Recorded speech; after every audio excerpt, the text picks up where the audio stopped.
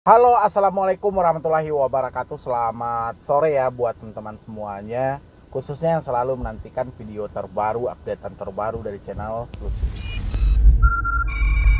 Terima kasih ya buat teman-teman semuanya yang selalu mensupport, mendukung, dan yang selalu menyempatkan waktunya lah untuk hadir di channel Solusi Utang. Saya ucapkan terima kasih dukungan dan supportan Anda. Insya Allah bisa menjadikan channel ini terus berkembang dan terus berkembang. Pastinya bisa menjadi sesuatu yang bermanfaat bagi orang banyak ya. Oke, jadi seperti judul yang Anda lihat hari ini, yaitu 4 pinjol legal yang sering dimanfaatkan oleh penipu. Ya, di sini ada email.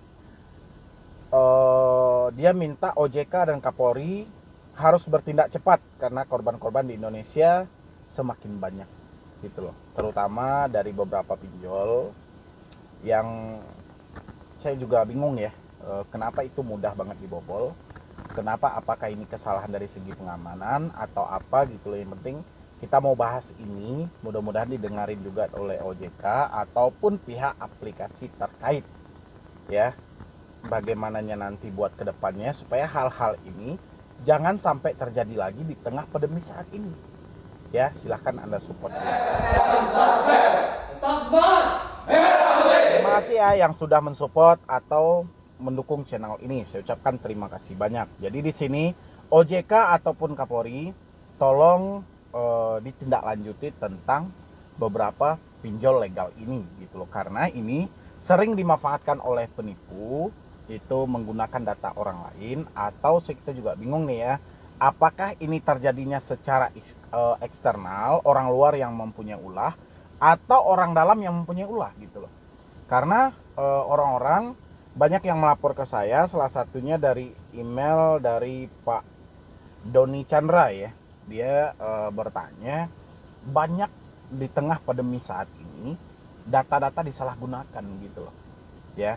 Jadi masalah ini terjadinya apakah akibat lemahnya segi keamanan dari pinjol, atau ya ada sebuah rencana di balik semua ini. Kita juga tidak tahu, dan makanya kita minta untuk Bapak Kapolri sendiri dan OJK dan seluruh jajarannya untuk memeriksa langsung dari pinjol-pinjol legal ini. Ya, salah satu yang disebutkan ini saya juga munculkan di layar itu. Ini pertanyaan dia, pernyataan dia. Bang, OJK dan Kapolri dan jajarannya harus bertindak cepat sebelum korban-korban di Indonesia ini semakin banyak. OJK harus blok semua pinjol, Akulaku, Tokopedia, dan lain-lain. Dan lain-lain ini kita juga bingung ya. Dan lain-lain ini apa yang dimaksud ini. Di musim pandemik ini, banyak korban dari pinjol, data-data orang dipakai oleh orang yang tidak bertanggung jawab ya. Berarti dia menyatakan ada satu keluhan bahwa banyak data orang lain dipakai oleh orang yang tidak bertanggung jawab untuk meminjam di aplikasi yang disebutkan tadi, kayak di Akulaku, di Tokopedia, ataupun pinjol-pinjol legal lainnya ya. Dan sebelum kita bahas, saya juga mau bertanya pada teman-teman semuanya, apakah dari teman-teman juga ada, misalnya Anda tidak pernah merasa minjam, atau mungkin Anda tidak pernah merasa make uangnya, biasanya itu yang kita diberikan berupa saldo lah ya, dengan limit-limit kita sekian, tiba-tiba limit kita menjadi nol. Ada pembelian handphone, ada yang gestun, dan segala macam banyak gitu loh ya. Apakah ada dari teman-teman semuanya? Kalau ada, isi juga di kolom komentar. Mudah-mudahan dengan adanya video ini itu bisa membuka semua mata pihak-pihak yang terkait, terutama yang kita tujukan kepada pihak pinjolnya, habis itu kepada otoritas jasa keuangan dan kepada Bapak Kapolri sendiri ya. Karena ini berdasarkan keluhan dari masyarakat. Untuk pihak pinjolnya, coba dong dilihat lagi, apa yang salah dari segi keamanan Anda. Kenapa begitu mudah orang-orang membobol hal itu ya? Apakah ini ada permainan orang dalam atau permainan orang dari luar pinjol? Kita tidak tahu. Yang jelas dari pinjolnya coba dilihat lagi bagaimana itu segi keamanan Anda. Kok terlalu mudah sehingga masyarakat dirugikan dalam hal ini ya. Mereka tidak merasa minjam ini, mereka tidak merasa membeli handphone, membeli ini segala macam, tiba-tiba ada satu penagihan bahwa mereka telah membeli smartphone misalnya gitu, atau gesek tunai misalnya gitu, kan ada juga gitu loh. Coba dari pinjolnya boleh ini berbenah diri, apalagi di tengah pandemi saat ini orang-orang semuanya pada ketakutan ini ya. Ketakutan dengan wabah ini ditambah lagi pemberatan dengan soal hutang piutang yang jelas-jelas mereka tidak menggunakannya ya. Jadi ini bukan masalah kecil. Saya yakin juga di luar sana pasti ada puluhan orang ataupun bahkan ratusan orang, bahkan ribuan orang yang datanya sampai detik ini disalahgunakan ke pinjol-pinjol legal oleh orang-orang yang tidak bertanggung jawab ya. Karena kiblat kita di Indonesia ini semua dari perbankan itu, baik bank ataupun non bank, diatur langsung oleh otoritas jasa keuangan dan diawasi langsung oleh otoritas jasa keuangan.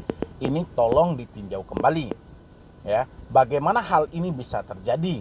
Data orang disalahgunakan, tiba-tiba yang ditagih orang yang ada di dalam data itu. Gitu loh.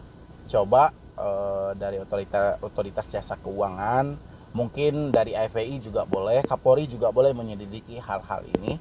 Jangan ditambah lagi kesusahan masyarakat ya. Mereka ini sudah bertahan diri loh untuk di rumah. Mereka mematuhi aturan PPKM yang diterapkan oleh pemerintah. Jangan dibebankan dengan hal-hal yang mereka tidak melakukan. Makanya ada keluhan, ada rasa ketidakpuasan, ada satu pendapat, ada satu komentar untuk lembaga-lembaga dari masyarakat ya. Karena ini jelas di sini dia menyampaikan, salam buat OJK dan Kapolri, berantas semua pinjol biar Indonesia ini nggak perang dalam satu bangsa. Itu perang dalam satu bangsa itu mungkin si yang bertanya ini dia selalu mungkin jangan sampai terjadi si debetur orang Indonesia, si debt collector orang Indonesia terjadi seakan-akan ada perselisihan. Si debt collector taunya tagihan dari si A berdasarkan data yang ada.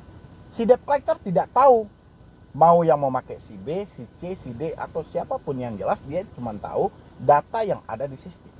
Sementara si debetur menyatakan mereka tidak merasa meminjam, mereka tidak merasa membeli barang. Kenapa ada satu tagihan? Berarti ada satu kebocoran data.